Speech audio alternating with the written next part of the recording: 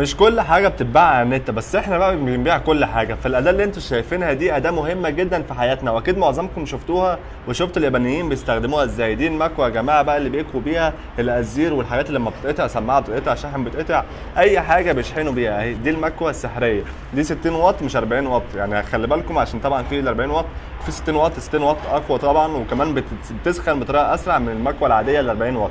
دي موجودة عندنا في مول الإسناوي، وهتلاقي الرقم وهتلاقي العنوان وهتلاقي البيج في الكومنت الاول.